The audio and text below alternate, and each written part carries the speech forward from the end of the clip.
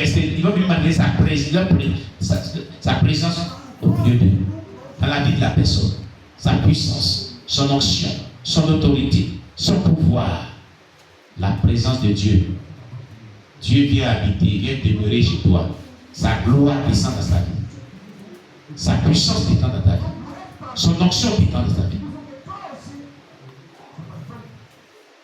L'amour de Dieu est manifesté par notre fils soumise à la parole de Dieu. Elle attire la présence de Dieu dans nos vies. Elle a même Dieu a établi sa demeure en nous. Dieu est avec ceux-là qui sont soumis à lui pour toujours. Quand il demeure, c'est pour toujours. Et il fait demeure, c'est pour toujours, c'est pour ne plus partir. Quand vous avez une vie soumise à la parole de Dieu, Dieu vient rester dans votre vie pour toujours. Avec sa puissance, avec son onction, avec son autorité, avec son pouvoir, avec sa domination, avec ses grâces, avec son bonheur. Il vient pour toujours. Demeurer veut dire rester là pour toujours. Mais quand tu es désobéissant, il te quitte pour toujours aussi. Alléluia. Amen. J'ai dit Alléluia. Amen.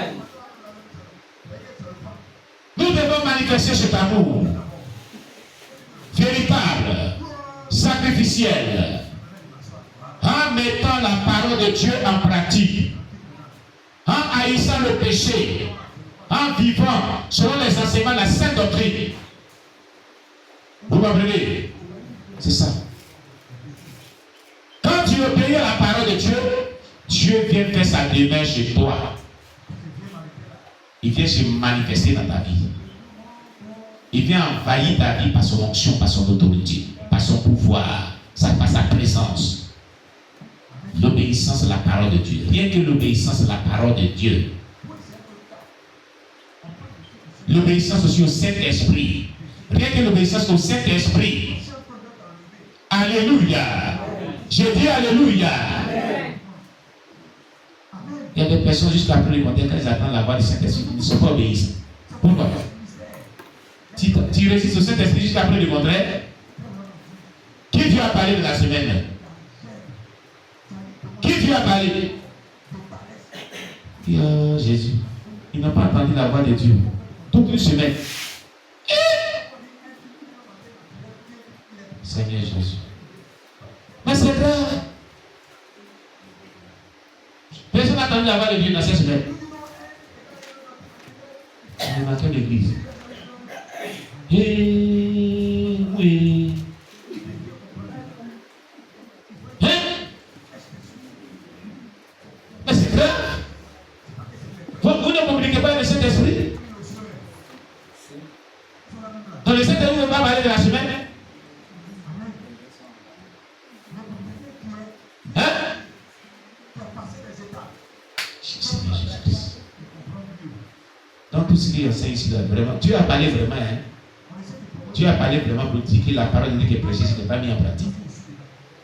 C'est la vérité. Vous ne communiquez pas avec le Saint-Esprit. Vous ne dialoguez pas avec le Saint-Esprit. Personne n'a entendu la voix de Dieu durant la semaine. Depuis dimanche passé jusqu'à ce dimanche. Hein?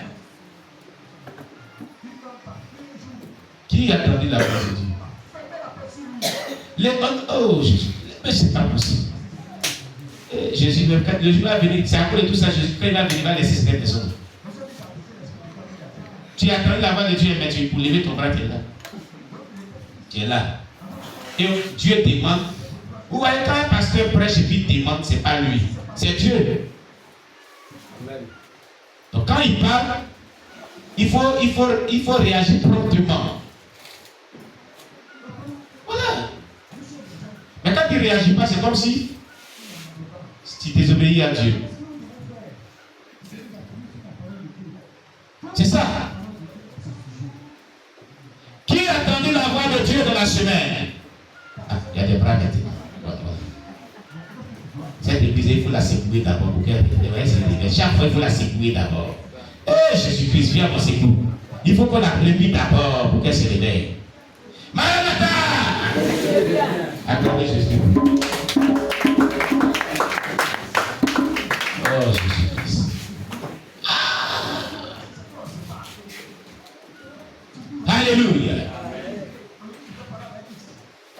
Parce qu'il faut attendre la voix de Dieu. Il faut communiquer avec le Saint-Esprit.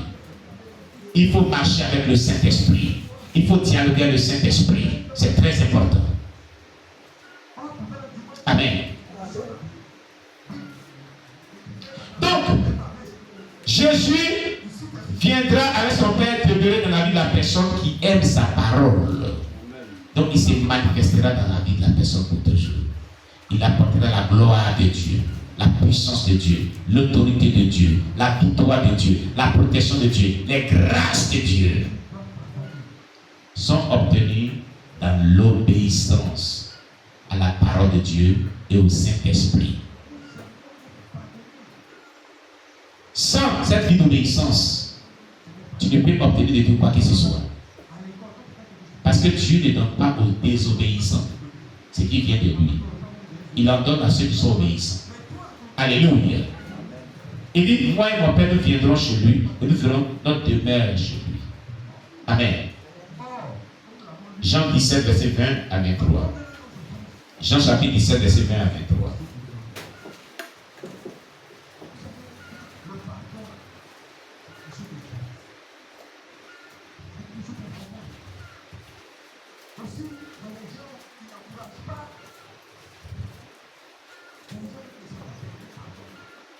Alléluia.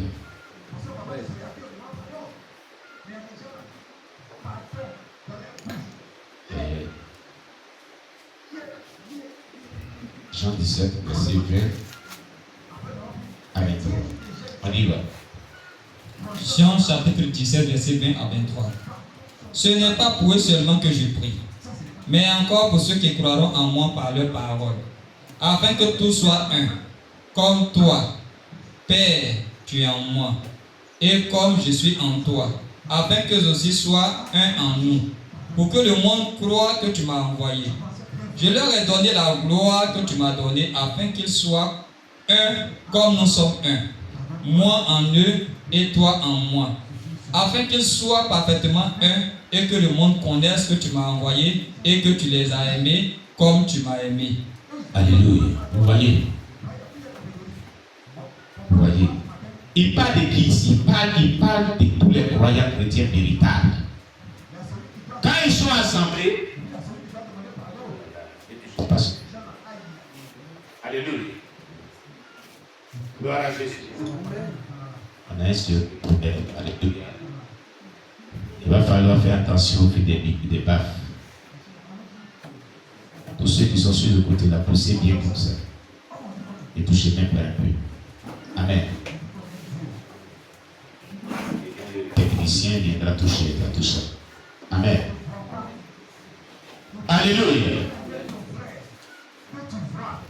Il dit, je leur ai donné la gloire que tu m'as donnée, afin qu'ils soient un, comme nous sommes un. Jésus et son Père, ils sont un. Mais la gloire que le Père lui a donnée, il nous donne cette gloire qui vient de sa puissance, son autorité, sa puissance, son onction. Quand on s'assemble, alléluia, afin qu'on soit un. Il dit, moi en eux et toi en moi, afin qu'ils soient parfaitement un. Vous comprenez, les propos de Jésus sont très profonds. Moi en eux, moi en eux et toi en moi, afin qu'ils soient parfaitement un. Et que le monde connaisse que tu m'as envoyé et que tu les as aimés comme tu m'as aimé. Quand Dieu t'aime, il te donne sa gloire, sa puissance, son onction, son autorité.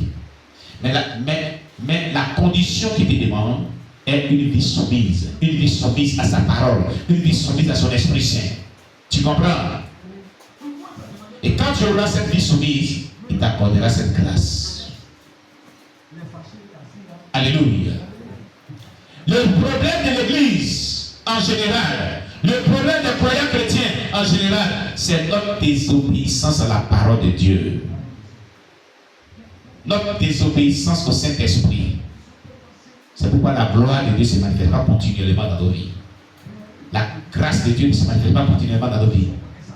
Le pouvoir de Dieu ne se manifeste pas continuellement dans nos vies. Ça se manifeste, ça s'arrête. Ça se manifeste, ça s'arrête. Ça s'arrête quand on est désobéissant. Mais quand on est obéissant, tout va bien. Alors pourquoi être désobéissant? Soyons donc obéissants pour que tout puisse aller bien toujours. Alléluia. Soyons sensibles à sa personne et sa puissance au milieu de nous. Soyons sensibles à sa personne et sa puissance au milieu de nous. La sensibilité, la puissance et la personne du Saint-Esprit.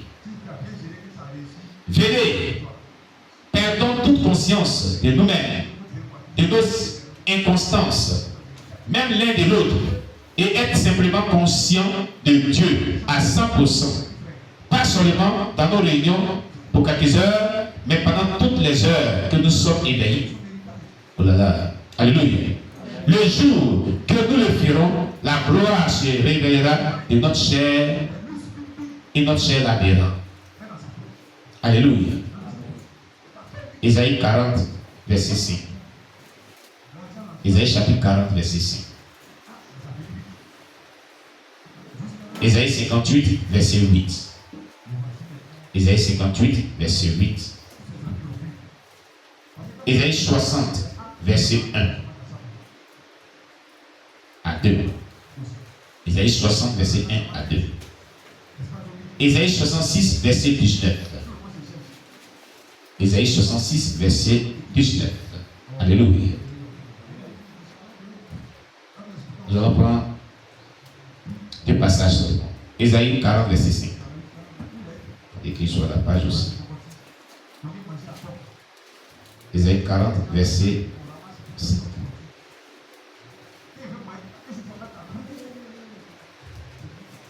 Vas-y, fais la lecture. Isaïe chapitre 40, verset 5. Oui. Alors la gloire de l'Éternel sera révélée, et au même instant toute chair la verra.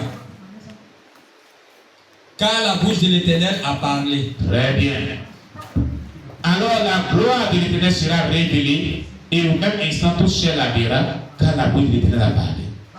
La gloire de l'Éternel est promis être révélée. On dit sera révélée. Dieu a fait la promesse de se révéler à l'humanité par sa gloire. Et toute chair la verra. Toute chair. C'est-à-dire que tout être humain va voir cette gloire de Dieu révélée. Y compris toi-même aussi. Demande à Dieu de te révéler sa gloire. Alléluia. Amen. Pour que tu la contemples, pour que tu l'expérimentes aussi dans ta vie. Demande à l'Éternel de te faire voir sa gloire. Pour que tu puisses vraiment l'expérimenter dans ta relation avec lui. Alléluia. Amen. Gloire à Jésus-Christ.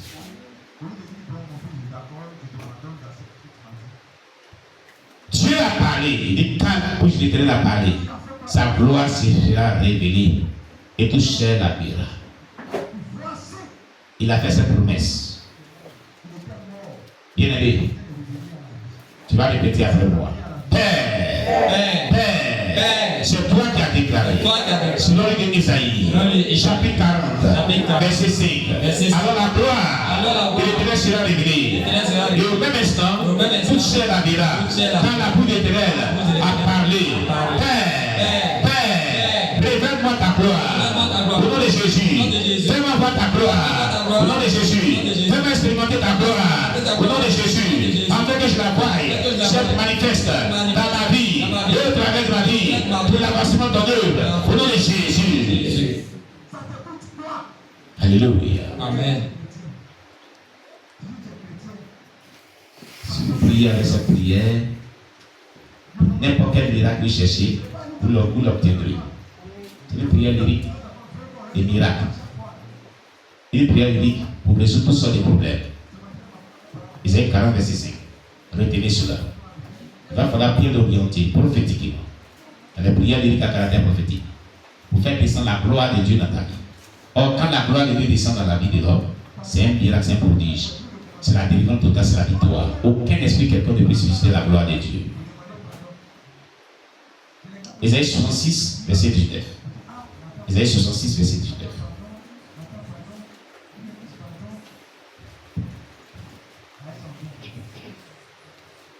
Alléluia. Amen.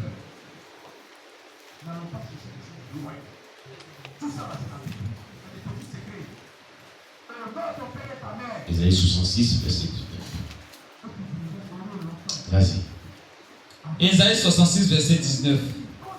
Je mettrai un signe parmi elles, et j'enverrai leur échappée vers les nations, à Tarsis, à Peul et à Lude, qui tirent de l'arc, à Tubal et à Javan, aux îles lointaines, qui jamais n'ont entendu parler de moi et qui n'ont jamais pu voir ma gloire. Et ils publieront ma gloire parmi les nations.